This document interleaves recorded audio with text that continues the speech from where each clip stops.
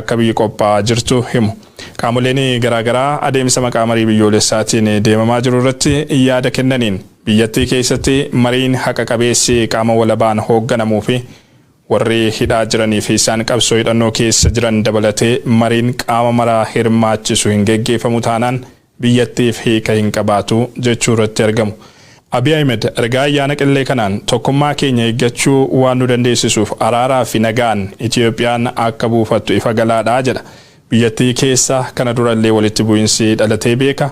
Garuu dhiifamaa fi araaraan deebii argatanii hanga yoonaa akka biyyaatti nu tursiisaniiru jedhe. Abiy Ahmed fi mootummaan isaa yeroo baay'ee abdii fi waadaa hin dhugoomneen uummata sossobaa turuun immoo waan yaadatamudha.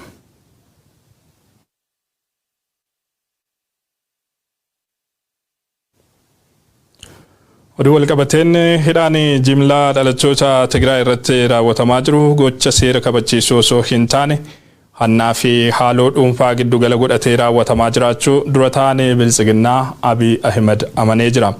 Naannoo Beenishaangul Gumuz gubaatti ministeerota isaa walitti qabuun waltajjii gamaagama hojii guyyoota 100 darbanii geggeessaa turuun kan himame Abiy Ahmed waltajjicha irratti sirni haqaa biyyattii malaammaltummaa fi loogii cimaan kan laaqame ta'uu ibsee jira.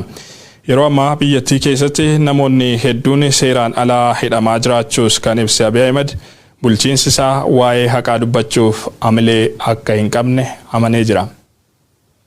የግል ቂምና የኢንስቲትዩሽናል ስራ ይለያያል።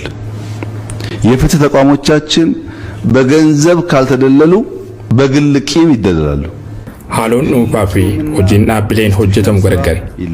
Dhaabbileen haqaa keenya maallaqaan yookaan haaloo dhuunfaadhaan harki micciirama. በግል ቂም ይደለላሉ። Abbaan seeraa tokko eegummaan yookaan wal beekumsaan kan yaadu yoo ta'e maallaqa fudhatus fudhachuudhaa baatus malaamalaadha. Dhimma ebeluutu qabate sababni jedhamuuf inni ijoon bu'uurri hojii hojjetamuu haqa mirkaneessuu waan hin taaneef dhimmi kun gama mana murtii abbaa alangaa fi poolisiitiin hojii bal'aa kan barbaadudha.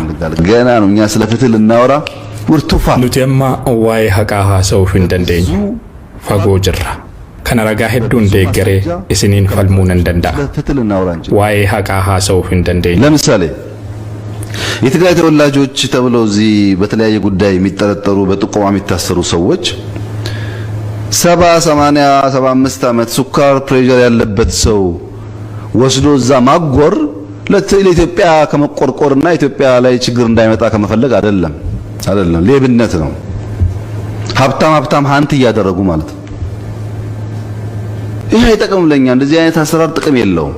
Fakkeenyaaf dhalattoota Tigraay jedhamuun namoonni sababa garaagaraan shakkamanii fi dheeruun hidhamaa jiran namoota umuriin isaanii waggaa 70, 80, 75 ta'an warra dhibee sukkaaraa fi dhiibbaa dhiigaa qaban fuudhanii hidhaatti ugguruun Itoophiyaaf yaaduu yookaan Itoophiyaa irratti rakkoon akka hin geenyeef yaadamee gocha raawwatamu miti. Kaayyoon isaa hannadha.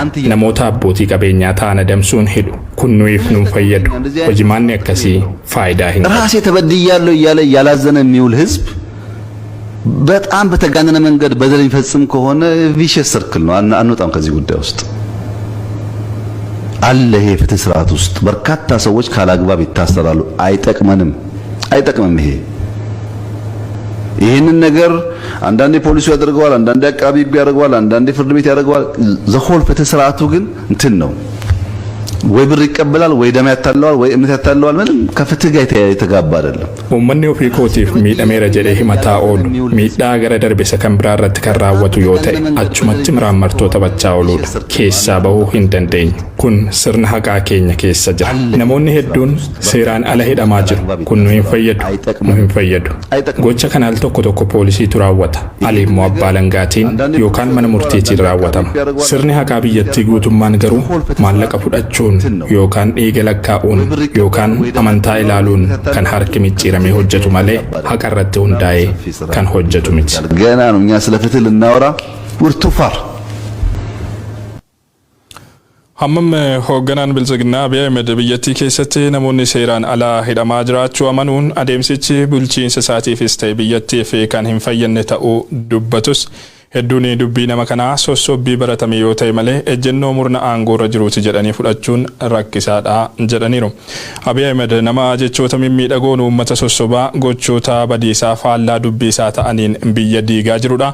Uummanni biyyattii ejjennoo isaas ta'e ejjennoo dhaabasaa waggoota afran darbanitti adda baasee waan argeef lama sobamuu fi sossobamuu akka hin qabnes dhaamanii jiru.